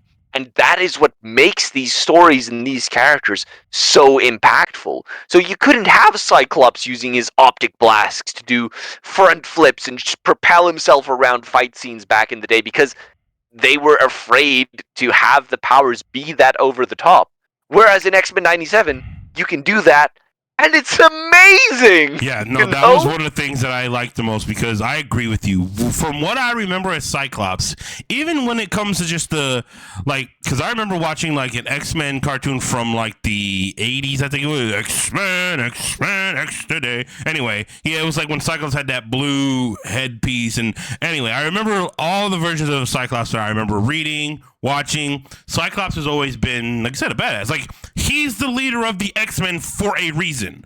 You know what I mean? And it's exactly. That's it is. Wolverine isn't the leader of the X-Men, except in specific comics, Cyclops is the leader of the X-Men for a reason. Because he's really cool. And that leads me to like, you know, and then obviously, and again, this is where you got to separate movies and comics and all that stuff, because again, when you looking at, and I understand this when it comes to movies, when it comes to the live action portrayals and things like that, you go where the fan base goes. Like for example, the first X-Men movie, everyone thought Hugh Jackman being Wolverine was going to be garbage. Like nobody wanted him to be Wolverine, because he's like, he's too tall. Who's this guy? He doesn't even look swole enough. Da da da da. Turns out he's like the definitive Wolverine of a generation. Turns out I still, as a short king myself, I would really like to see a short Wolverine in the MCU. 100%. I agree with you. I think they need to definitely find someone who can give us what Hugh Jackman gave us, but be the more accurate depiction of what Wolverine was. However, that being said, yeah, so like Hugh Jackman being the like, and from that movie, Hugh Jackman's Wolverine was the like, hey, like this is where everyone loved this, so let's double down on that. And then Wolverine did become the more leader of the X-Men in that aspect. The face of the franchise, exactly. which is fine. It's like very much in spirit for the comics at the time as well, because Wolverine has always been one of Marvel's most popular characters. Yeah. Because then you even got the cartoon Wolverine and the X-Men and all this other stuff. And so, but you look at the character of Cyclops and you look at like James Marsden, how he played him, like, and you take into effect when it came out. It came out in '99. So it's like, you look at it came out because at the time, people weren't superhero movies, superhero things. It's not that I don't think they were scared to embrace the superhero, but it was just like, they knew people weren't going to want, it's like, it took Sam Raimi coming with the Spider-Man movies to kind of lighten things up a little bit. However, when you look at Cyclops in the comics, look at Cyclops, even in the 90s cartoon when he was, like, Cyclops was always the one that was legit. And then in spoilers now, in X-Men 97, that first episode, that first scene, when Cyclops comes in is like just... The way he did it, he was like, hold on, kid. And he uses optic blast to propel himself back. Then he was fighting. He was hand-to-hand combat, just like bam, bam, bam. You know, like he was kicking. You saw, Cyclops is a badass. And they actually portrayed it really well. Not to mention how his cool comedy. He's like, you know, the way he did that when he jumped out the jet. He was like, not even worried. He was like, boom. He just sit there. I was like, all right, everybody. He was like, good job. I'll meet you on the ground. And then I'm like, what? And he did what he did. I'm like, the optic blast. It's like, that's Cyclops. That is Cyclops. We need that Cyclops. And I really, like, this is giving me such faith in what the MCU is doing. Just because if they are happy to portray Cyclops in that way in X-Men 97, I see no reason they wouldn't make him that cool in the movies as well. I feel like we need to watch that again. Let me send you a clip. Nah. Did you just literally just send the clip of like I need to watch this with you again. All right, hold on one second. Let's see. The animation of this series is legit. Incredible. I was a little worried about it going in, but after seeing it, it's like, oh yeah, no, for sure. Like, look at that. Like, he just is like in the air, like doesn't say anything. Just, I'm here. This is what I'm doing. Look at the way they looked at each other. Like, yeah, we got this, bro. And it's like, he just turns into Angel. He turns into Archangel. Like, I mean, if it was me, I would have just let Wolverine fall. Like, what's gonna happen? What's gonna happen? Like, it's just, look at this. Look at this. Look at it. Oh, look at that smirk. See you on the ground. Watch this. And he goes into the dive, bro. I can just hear the Helldivers theme playing. The music, everything. Look at that. That is insane, bro. That is insane. To me, my And then X-Men. this line, the coldest line ever. Look at the way. Look at that hero pose. Look at that. And they just show up. Chills, dude. Bro, chills. I'm telling you, see, that's what we need. And I think too, when it comes to just superhero movies and just movies in general now, we're starting to get more and more and more closer to those things. Because as you look at just a lot of stuff, like, and it's like, just let the people who are making the movies make the movies. Just leave them alone. Let them do it. Look at the you look at the history. Look at everything else. Look at Ryan Reynolds' Deadpool. You look at all the comic book movies that have come out where the characters were like being done the way they wanted it to, and the success of them. Like, you see that. I mean, compare Deadpool from X-Men Origins Wolverine to Deadpool from his own movie. 100%. Like, that whole story, like, that's a big thing. Like, Ryan Reynolds immediately did. Because Ryan Reynolds becoming Deadpool was set in motion from Blade Trinity. On the set of Blade Trinity, the way he played Hannibal King, I believe he was, you can look it up. I believe he said it on an interview. I remember Ryan Reynolds himself said that he remembers being on the set of Blade 3 and someone handed him Deadpool comics and said, if they ever make a Deadpool movie, you should play this character. And when time came for X-Men Origins, he was like, no, this ain't, and I'm paraphrasing, and this is obviously, you can go research it and find the exact quotes and all that stuff yourself. However, but in a nutshell, he's like, this ain't right, this isn't good. But then they basically told him, they said, well, either you do it now and potentially be able to play him again later on, or we hire somebody else and you never get to play him. Essentially is what they said to him. Oh, yeah. You know what I mean? So it's like, but now we got what we got. You got a character now that, like, when you let the person who is spearheading, like, you made a movie, let us they stayed true to the character, stay true to the thing, change it, but it's like, we got a great movie. No one thought Deadpool was going to be good as it was. Everybody, the studios, they just let them make the money just to say, shut up, just make the movie. But it ended up being good. Look at what we got now. And that's the same thing. When you start looking at even just the X-Men movies, as they start to got going the way they were going. Like, you saw how they started getting better and better and better as they go. Like, yeah, arguably there's going to be a mix of like all the other X-Men movies. But when it comes to the moment there was franchise potential, the moment the studio saw a way to milk that franchise for all it's worth, we got Dark Phoenix and the New Mutants. Well, again, that's a divisive thing. Honestly, I think Dark Phoenix and the New Mutants were good movies. That's just me. I enjoyed them. They were entertaining as hell. I liked it. I mean, they were definitely entertaining as hell. But again, this is another one of those situations where you got to just detach yourself from what you know when it comes to certain things. And a lot of stuff and a lot of people... Yeah. And I think this is a good way to like kind of end this episode, because we're coming up on like an hour 30. But I think when you get to the point of, like I said back at the beginning, when it comes to movies, when it comes to adaptations of things, your expectations need to not be so high, because all you're going to do is get disappointed. You know, good example of recent was that is the Last Airbender series on Netflix.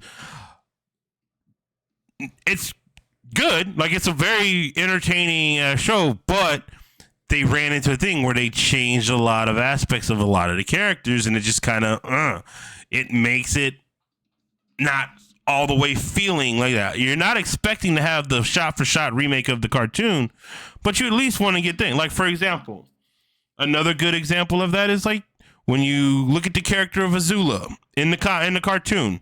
When you see the character of Azula in the cartoon, she's this like just you feel uneasy. You feel scared. When she's on screen, you're like, yeah, this is an animated character, but like, it's something about her that just makes me uneasy. You know what I mean? Like, she has this look about her. She has the misstep the live action Avatar made with Azula was they didn't start out showing how formidable she was combat-wise.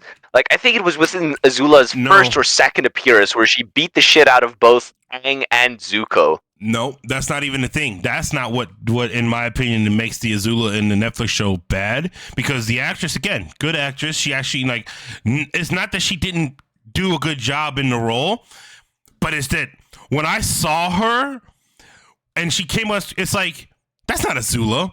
Because I wasn't scared of her. I didn't get it. I didn't get a... Just watches them people get burned and she just smiles at it. That felt pretty Azula to me. No, that's what I mean. The way she portrayed, the way she acted it, but it's just the actress herself doesn't give me an Azula vibe. And there's a video that I'm going to link. I found this video. I'm going to link it. I'm going to send it to you guys.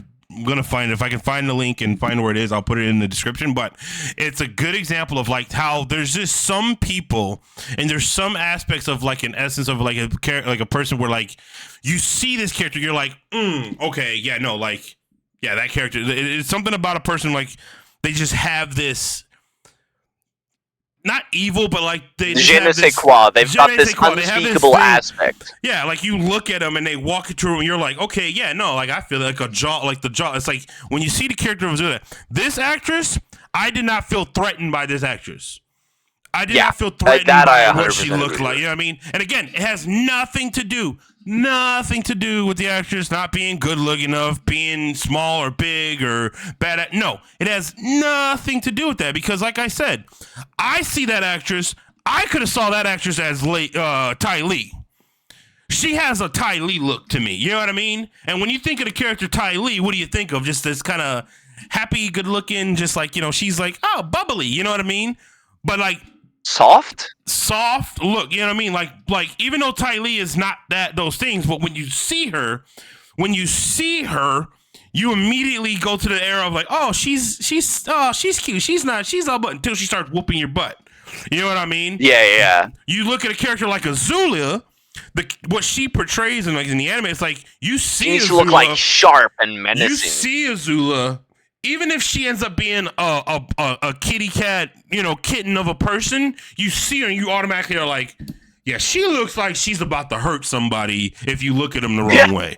You know what I mean? I get That's you. what I mean. I see what you mean. The actress that plays Azula in the show, not that she did a bad job in playing the character, not that she did a bad job in like, you know, whatever. It's just the look of her was like, if I saw her walking into a room, I wouldn't immediately be like, I need to put my head down. I need to like, I feel like I shouldn't be staring at her. I feel like I should like, I wouldn't cower. You see what I'm saying? But there's certain, for sure. It's exactly the way why Aang is the perfect casting for Aang in live action. Azula is the polar opposite of that. Exactly. The way they portrayed like the actor who's Aang in this show. Yes, okay. No, that's Aang. That's a boy. He's a child. Like I could see him being like, even though they didn't go that route in the show, which is I guess I think honestly the problem they ran into with casting is they casted people who were the right age for the characters, and it's very difficult to find a 14-year-old girl who will be that menacing right off the bat. I think that's very much the reason you run into. And not only that, I mean, no, I believe they could. They just had to. From what I was reading some things and heard some things somewhere. It could be false. It could be a hearsay. I don't know. I didn't really dive into it, but I did hear someone say something when it came to the actress that was cast as Azula. There was like some nepotism involved. There's no confirmation of that. I don't know, but I just heard it. But it is. But another example of James Marsden as Cyclops. When you think of Cyclops in the comics, when you see Cyclops in the cartoon, when you see Cyclops written out and description, you see this like chiseled jaw, like just standing tall. Like your depiction of this guy is like, no, he's a like boom leader. You know what I mean, like that. James Marsden, though, for sure, doesn't have that. He's got that. His presence isn't, again, not that he played the character wrong, not that he did it. He wasn't. It's just that his presence isn't like that. Like I don't know. I think he's got the look. I just don't think he's got, like you said, the presence. But I think that has a lot to do with what he was allowed to do with the character. They wanted him to play it completely straight. They didn't want him to go into the heroic aspect of Cyclops. They wanted him to play it completely. The Cyclops we got in the X-Men movies, I got more of a bro frat guy who just, you know, is, you know what I mean? That's what I got. And that's not how Cyclops reads. You know what I mean?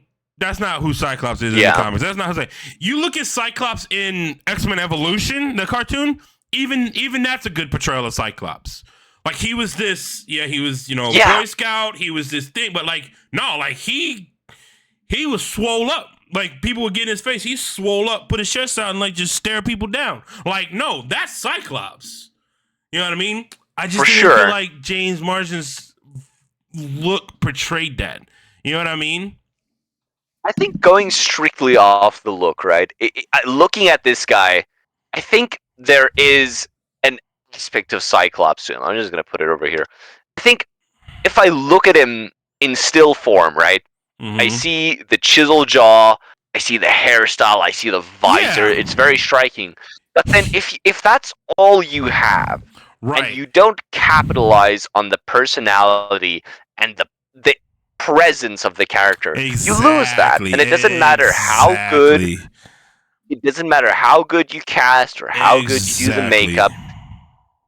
If he don't got it, he don't got it. 100%, and that's where and then you get a character like Embassy, and Hugh Jackman is a good example of that, because when they cast Hugh Jackman, here's what Hugh Jackman was known for: stage plays, Broadway, singing show tunes, and this was Hugh he didn't look, or even just the way he is. I mean, even when you look at Hugh Jackman now, you just the way he talks, the way he is in his real life, is that's not Wolverine. But then when he puts on the makeup, what did he when do he at gets that in, point?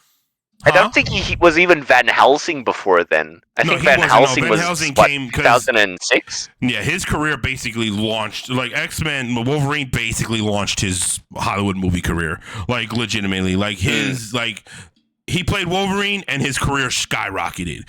But even in that aspect, it's when you see Hugh Jackman as Hugh Jackman, who he is, it's that's not Wolverine. But when you put the makeup on, you put him in character, and then it's no, that's Wolverine. You see Wolverine. You're he portrayed Wolverine. He is Wolverine. You know what I mean? It's exactly what you were talking about earlier with Azula. You see Hugh Jackman on screen, and you're do not mess with this guy. Don't fuck with that guy. Don't mess with him. Exactly. Don't mess with that guy. You know what I mean? And that's how I feel like they should have got someone who is that had that who looks more menacing right off the bat. And there's plenty of actresses out there that could have played that role off. You know what I mean?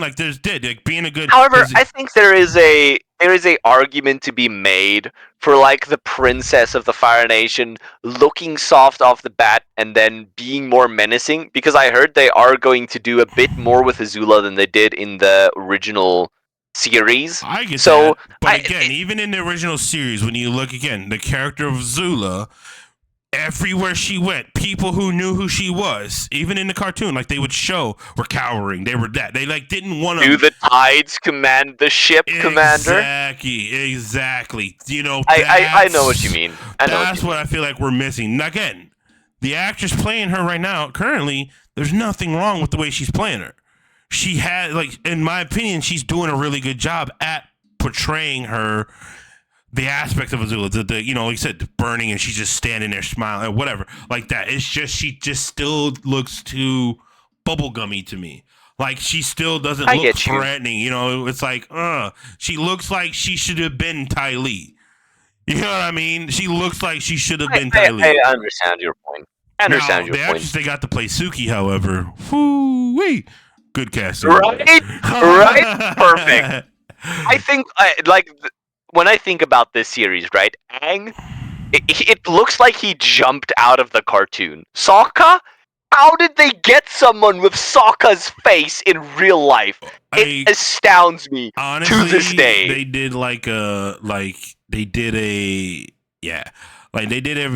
There's some witchcraft on the production of this. Uncle Iroh, and even Ozai, for example. Even Ozai was oh man, Daniel Day Kim as Ozai is just incredible. Was you know what I mean? Everybody, there's some hit or misses, there's some misses, but like I said, most of the actors that they got portray the character, and also too, the actor they got to play Zuko, I don't see him as a Zuko. You know what I mean? You know what my thing is with the guy they got to play Zuko, right? He's just Dante Bosco, smaller. It's literally all the other characters, they're playing their character, right? The guy who plays Zuko sounds exactly like Zuko. Yeah. At first I was like, did they get Dante Bosco to redub him? No, they did that on purpose. It was just, I don't know. When I think of a character like Zuko, and this again, it's when I think of a character like Zuko, even the way he's portrayed, I get Zuko being like this pretty boy prince who is trying to be hard, you know what I mean? Trying to be like the tough guy. Polar opposite to my comments on Hugh Jackman earlier. Exactly. I think my problem with the live action Zuko is he feels too short. I don't know if he is short in real life. Yeah. He doesn't have that presence that Zuko has, even though I think he is perfect. I That would being not said, cast anyone else after yeah. seeing the series. That being He's said, just it's I entertaining. really like him. It was entertaining. The bending was legit. It was better.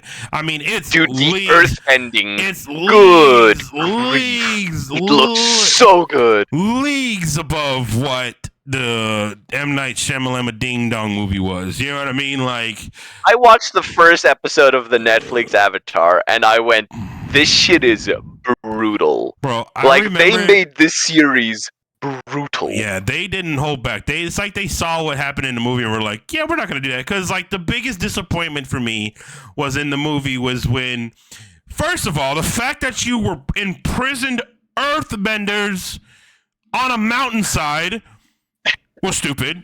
It's like, there's a reason why in the cartoon they were on an oil rig in the middle of the ocean made out of steel. There was a reason for that. But then not only did they do that, they made this big thing. I remember watching it in theaters being like, are you effing kidding me? They had it when they finally started to revolt. There was a scene where there was literally like maybe like 10 earthbenders. They were doing this synchronized thing like, aya, and they go, aya, and then this little bitty rock moves across the screen so slow. It was like, what? I remember I saw that scene again the other day, and you can definitely tell that the people doing the action had no idea what it was that was actually gonna happen because their energy does not match what is happening on screen in the slightest. When they kick the ground, earth comes up. When they moving, they're earthbenders. They're moving earth. But like, I digress. Either way it goes, no. So I think that's a good stopping point. We're about an hour 45. We're gonna try not to we're gonna try to like shorten these things out, but we got a little carried away. But yes, essentially, guys, this is what our podcast is. It's gonna be two doofuses, two nerds rambling, yelling and arguing and having discussions about whatever it is we want to talk about when it comes to just this stuff. But yeah, this being a discussion, feel free to leave a comment if you agree, if you disagree. Please let us know. 100%. Because, this is supposed to be a discussion and an engagement point of just... I love fandom, and recently fandom culture has become not toxic, but it's been so hard to be a fan of anything because no matter what it is, there's always going to be someone who is going to be negative about whatever is coming out. So finding somewhere where you can just be a fan of things and just argue about it in the way that, in a good spirited way, I think that's the kind of environment that I'd like to foster with this podcast. 100%, I agree, and yeah, we're definitely gonna try to be nice to each other in the comments. Don't try to be. If someone has an opinion, let them have an opinion. If you disagree, but don't be a butt about it, because we will go ahead and get rid of those kind of comments if need be. But yeah, it's a good environment. This is what we're gonna do. We're gonna start we'll probably have a little bit more structured moving forward, just kind of having topic specific, and just see where it goes. But yeah, this is what we're gonna do. If you guys watched, and if you have watched this and you enjoyed it and you are looking forward, just keep an eye. This one's going to be up on YouTube for right now, if that's why you're probably watching it. I'm going to try to get some audio stuff going. We're going to get the editing locked down. I'm going to try to figure out, get it to be on all the different platforms where podcasts can be listened to. But yeah, just keep an ear out for that. And like I said, check the description for all our links and everything like that. I don't know if Sergeant Pancakes has any links or anything he wants to. Not at the moment, but I'm planning to open a YouTube channel at some point in the future. So keep an eye out for that. Yeah, guys. So, thank you for joining us. If you've joined us, if you're watching this, if you enjoyed it, like I said, just if you have any thoughts on just what we talked about or anything, like just how we're doing things, leave a comment. Let us know. I want this to become an interactive thing with the fans, and once we get the ball rolling, once things start going, we'll start doing actual live streams of the podcast too, so we can have direct interaction with the people listening. So a lot of big things to come. We plan on doing this it's either going to be uploaded every Sunday or every Monday. So you're either going to end the week with it or start the week with it. But we're recording it. It's a Sunday. And if I'm able to, I'll put it out before Sunday ends. But there will always be something to listen to. So yeah, we will talk to you next time. Thank you for listening. You'll always have a weekly element. Oh, we'll work on that. All right, y'all. Bye.